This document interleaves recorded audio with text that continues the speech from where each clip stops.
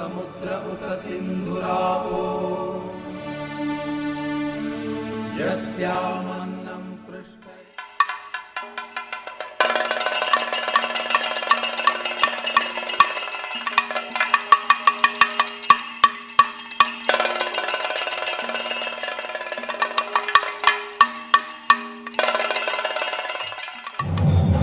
ഉത്തരാസ്വയംവരം സമ്പൂർണമായി അവതരിപ്പിക്കുകയാണ് ഇന്ന് രാത്രി.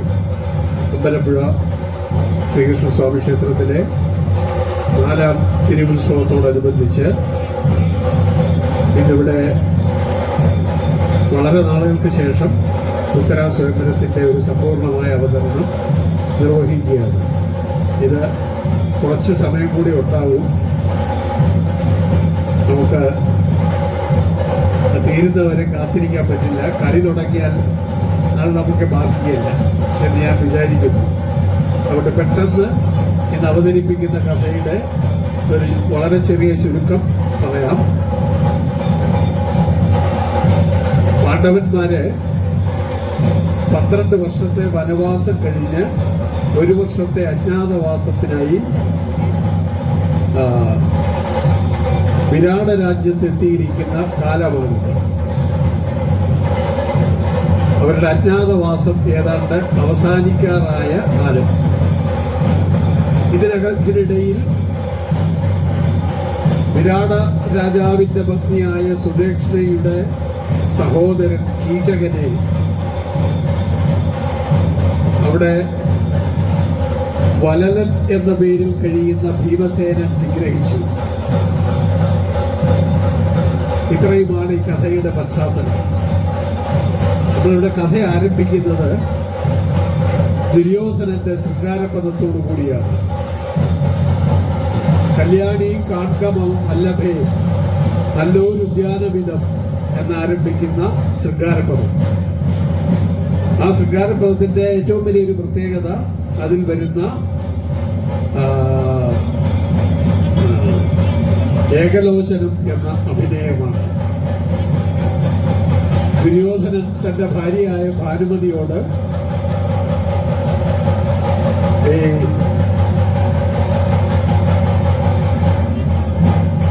കാട്ടിക്കൊടുക്കുകയാണ്.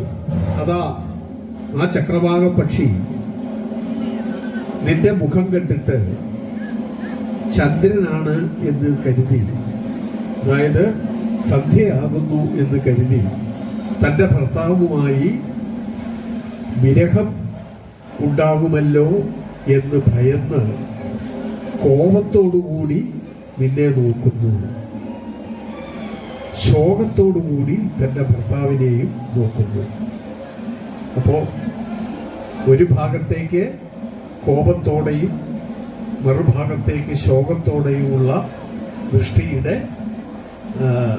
ചലനമാണ് ഇവിടെ ഈ അഭിനയത്തെ സവിശേഷമാക്കുന്നത്.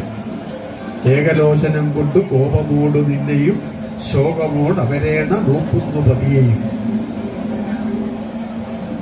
ഇത് കഴിഞ്ഞാൽ ഭാനുമതിയുടെ അതിമനോഹരമായൊരു പദമാണ്. ഞാൻ കഥ പറഞ്ഞു പോയാൽ എല്ലാ പദങ്ങളും അതിമനോഹരം എന്ന് എടുത്തു പറയേണ്ടി വരും. ഗിരിബന്ധപ്പിയുടെ രചനയുടെ ഒരു പ്രത്യേകതയാണത്.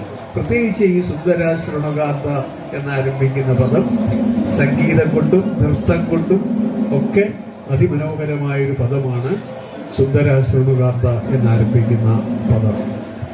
ഈ രംഗം കഴിഞ്ഞാൽ ദുര്യോധനന്റെ സഭയാണ്. ആ സഭയിൽ പാണ്ഡവന്മാര് അജ്ഞാതവാസം ചെയ്യുന്നത് എവിടെയെന്ന് അറിഞ്ഞു വരുവാനായി നിയോഗിച്ച, കാരണം അവര് എവിടെ അജ്ഞാതവാസം ചെയ്യുന്നു എന്ന് അറിയപ്പെട്ടാൽ വീണ്ടും 12 വർഷത്തെ വനവാസവും 1 വർഷത്തെ അജ്ഞാതവാസവും എന്നാണ് വ്യവസ്ഥ. അപ്പൊ അതറിയാൻ ഇവരെവിടെ ജീവിച്ചിരിക്കുന്നു എന്നറിയുന്നതിന് വേണ്ടി നിയോഗിച്ച ദൂതന്മാരിൽ ഒരുവൻ വന്ന് ദുര്യോധനന്റെ സഭയിൽ വന്ന് അയാൾക്ക് കിട്ടിയ വിവരങ്ങൾ അറിയിക്കുന്നതാണ്. അയാൾക്ക് കിട്ടിയ അവിടെ ഓർക്കുക, ജയ ജയ നാഗകേതന എന്ന മനോഹരമായൊരു പദമാണ് ആ രംഗത്തിലും. അപ്പൊ ദൂതൻ പറയുന്നത് പാണ്ഡവന്മാരെവിടെയാണെന്നൊന്നും കണ്ടെത്താൻ കഴിഞ്ഞില്ല.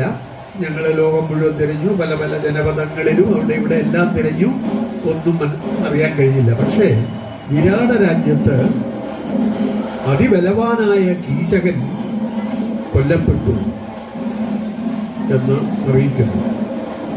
കീചകനെ കൊന്നെങ്കിൽ അത് ഭീമൻ തന്നെ ആയിരിക്കണം എന്ന് ഭീഷ്മർ അറിയിക്കുന്നു. ഇവിടെ ഭീഷ്മർ, കൃപർ, കണ്ണൻ തുടങ്ങിയവരെല്ലാം ഉണ്ട് ഈ സഭയില്. അപ്പോ ദുര്യോധനൻ വിരാട രാജാവിന്റെ ഗോധനം ഹരിക്കാൻ നിശ്ചയിക്കുകയാണ്. കാരണം അവിടെ ചെന്ന് വിരാടന്റെ ഏറ്റവും വലിയ ധനം എന്ന് പറയുന്ന പശുക്കളാണ്. ഗോധനം ചെയ്താൽ തീർച്ചയായിട്ടും വിരാടനെ സഹായിക്കാൻ വേണ്ടി പാണ്ഡവന്മാര് പുറത്തേക്ക് വരും. അങ്ങനെ അവരുടെ അജ്ഞാതവാസം തകർക്കാം എന്നുള്ള ലക്ഷ്യത്തോടു കൂടി അങ്ങോട്ട് പുറപ്പെടാൻ തീരുമാനിക്കുകയാണ്. അപ്പോൾ അതിനു മുമ്പായിട്ട് ഒരു ദൂതനെ അയച്ച് ത്രികർത്തൻ എന്ന സുശർമാവ് എന്നു പേരുള്ള ത്രികർത്ത രാജ്യത്തെ രാജാവിനെ വരുത്തുന്നു. അടുത്ത രംഗത്തിൽ ത്രികർത്തനെ ഒരു ദൂതൻ വന്ന് ക്ഷണിച്ചതായിട്ട് തിരനോക്കൊക്കെ ഉണ്ട് കേട്ടോ. ക്ഷണിച്ചത് അറിഞ്ഞിട്ട് ത്രികർത്തൻ പുറപ്പെടുന്നതും ദുര്യോധനെ വന്ന് കാണുന്നതും ദുര്യോധനൻ പറയുന്നു, നീ സൈന്യത്തോടു കൂടി അങ്ങോട്ട് പുറപ്പെട്ടാലും വിരാട രാജ്യത്തേക്ക് പുറപ്പെട്ടാലും ഞങ്ങളും മറ്റൊരു സൈന്യവുമായിട്ട് മറ്റൊരു വഴിക്ക് വരുന്നുണ്ട്.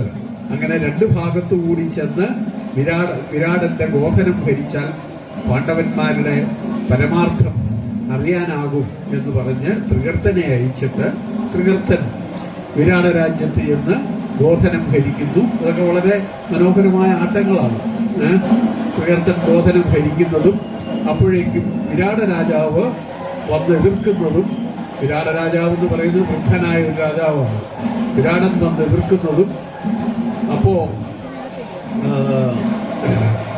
വലലൻ ഭീമസേനൻ വന്ന് ഈ ത്രികർത്തൻ ബന്ധിച്ച വിരാട രാജാവിനെ മോചിപ്പിച്ചിട്ട് ത്രികർത്തനെ പരാജയപ്പെടുത്തി അയക്കുന്നു.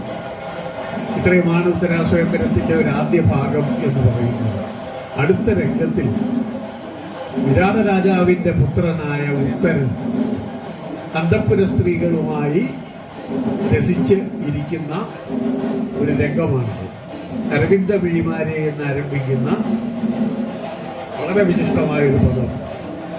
ഇയാൾ ഈ അന്തഃപുര സ്ത്രീകളോടുകൂടി കാമലോലുപനായി വിളയാടുന്ന ആ സമയത്ത്, ഞാൻ വിസ്തരിക്കുന്നില്ല, ആ സമയത്ത് ഗോപാലകന്മാര് പശുപാലകന്മാർ ഓടിയെത്തി ദുര്യോധനാദികൾ തങ്ങളുടെ ഗോധനം മുഴുവൻ ഭരിച്ചുവെന്നും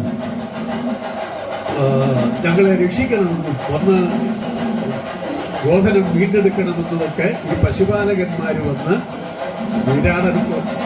ഉത്തരനോട് പറയുന്നു. ഉത്തരൻ ഇത് കേട്ടപ്പോൾ വളരെ സന്തോഷമാണ്.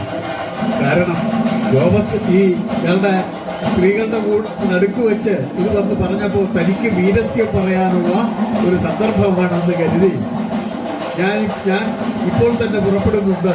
ഗോധനം മുഴുവൻ ശത്രുക്കളെ ജയിച്ച് ഞാൻ വരും. പക്ഷേ ശത്രുക്കളെ ജയിക്കാൻ എനിക്ക് നല്ല ഒരു സാരഥിയില്ല. പണ്ട് മറ്റേ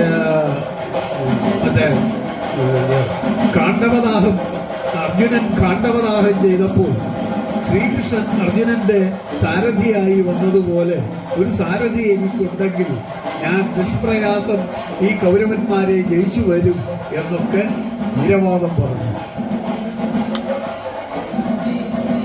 ഇതറിഞ്ഞ സൈരത്രി ബൃഹദ്ദളെ വന്ന് കണ്ട്, അതായത് അർജുനന്റെ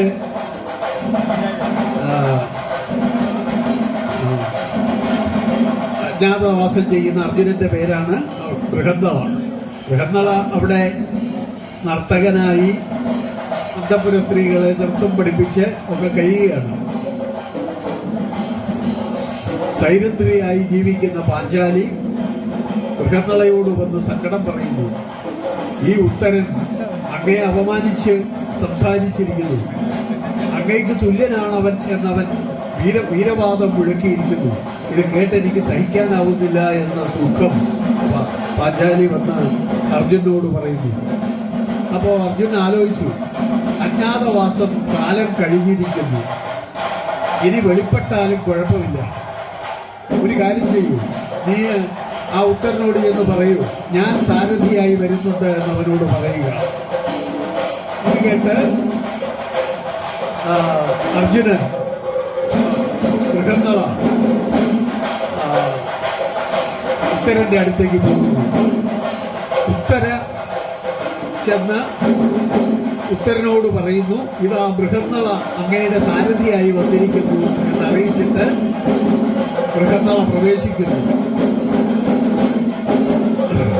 ബൃഹന്നള പ്രവേശിച്ച് ഞാൻ അങ്ങയുടെ സാരഥിയാകുന്നുണ്ട് എന്നറിയിച്ചു. അപ്പോ അങ്ങ് യുദ്ധം ചെയ്യാനായിട്ട് തയ്യാറായാലും പുറപ്പെട്ടാലും എന്ന് പറഞ്ഞു. അപ്പോ ഉത്തരൻ തേരിൽ കയറി യാത്ര പുറപ്പെടുന്നു.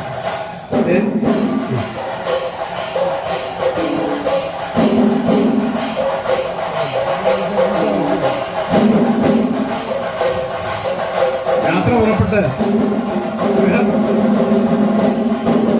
ബൃഹന്നള തെളിക്കുന്ന തേരിൽ അവിടെ കുറച്ച് ആട്ടമുണ്ട്. അതായത് നിനക്ക് തേര് തെളിക്കാനാകുമോ? കാരണം ഇയാളൊരു നപുംസക വേഷധാരിയാണ്.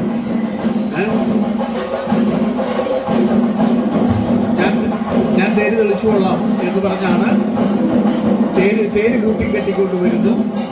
തേരിൽ കയറി ഇരുവരും യാത്രയാകുന്നു. കുറെ ദൂരം ചെന്നപ്പോൾ ഉത്തരന് പേടിയായി തുടങ്ങി.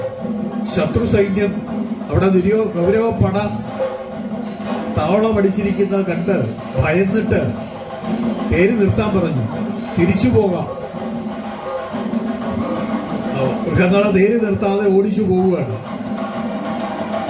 ഉത്തരൻ തേരിൽ നിന്ന് എടുത്ത് ചാടും എന്നുള്ള അവസ്ഥയായപ്പോഴേക്കും തേര് നെല്ല് ഒന്ന് നിർത്തിയപ്പോഴേക്കും ഉത്തരൻ എടുത്ത് ചാടി പോകാൻ ഭാവിച്ചപ്പോഴേക്കും മൃഗങ്ങള പിടിച്ച് അവനെ അവിടെ കെട്ടിയിട്ടു. ആ തേരിൽ പിടിച്ച് കെട്ടിയിട്ടു. എന്നിട്ട് ചോദിച്ചു, നീ ഒരു ക്ഷത്രിയനല്ലേ, നിനക്ക് യുദ്ധം ചെയ്യിക്കണ്ടേ? എനിക്ക് യുദ്ധം ചെയ്യിക്കണ്ട, എനിക്ക് തിരിച്ചാ പോയാൽ മതി, എനിക്ക് എൻ്റെ അമ്മയെ കണ്ടാൽ മതി എന്ന് വരെ പറയുന്നുണ്ട്. എനിക്ക് എൻ്റെ അമ്മയെ കാണണം എന്ന് അവരെ പറയുന്നു. അപ്പോൾ അർജുനൻ പറഞ്ഞു, അർജുനൻ ആലോചിച്ചു, ഇനി തൻ്റെ പരമാർത്ഥമെല്ലാം പറയാൻ സമയമായിരിക്കുന്നു. അതുകൊണ്ട് ഇവരോടെല്ലാം തുറന്നു പറയുക തന്നെ.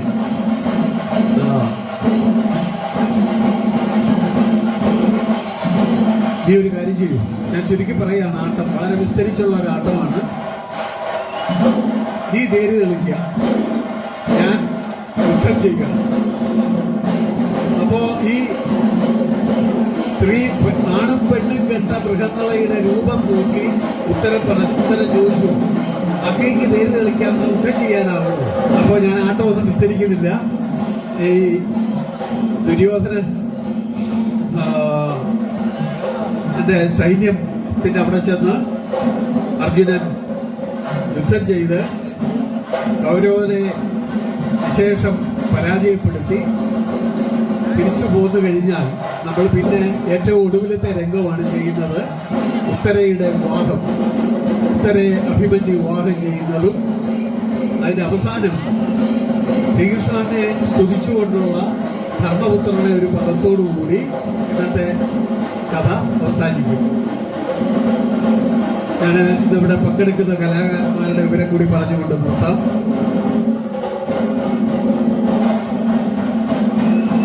ഇന്ന് ഇവിടെ പുറപ്പാട് ചെയ്തത് ദേവവൃതനും ആരവകൃഷ്ണയും.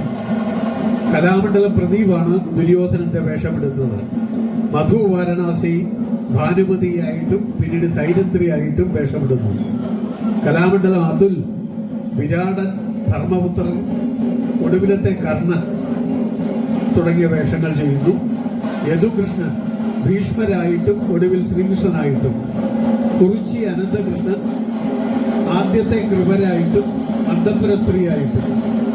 കലാമണ്ഡല ശബരിനാഥ് ദൂതനായിട്ടും വലലനായിട്ടും രണ്ടാമത്തെ കൃപരായിട്ടും വേഷമിടുന്നു. കലാമണ്ഡലം നീരജ് തൃകർത്തൻ, കലാമണ്ഡലം ആദിത്യൻ ഉത്തരൻ, അവസാനം അഭിമന്യുവായിട്ടും.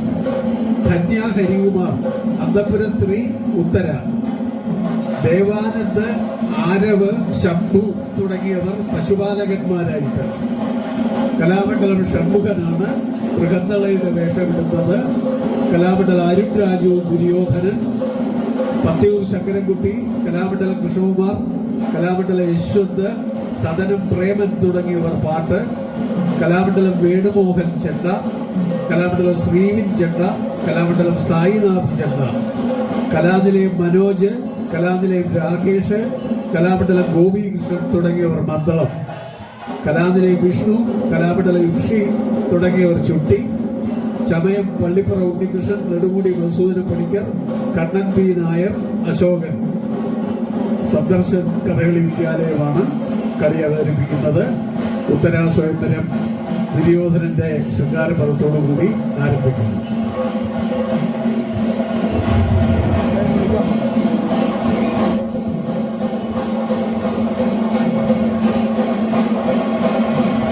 ഭൂമിരഗ്നിം ഇന്ദ്രർഷവാദ്രവിണേനോ ദധാതു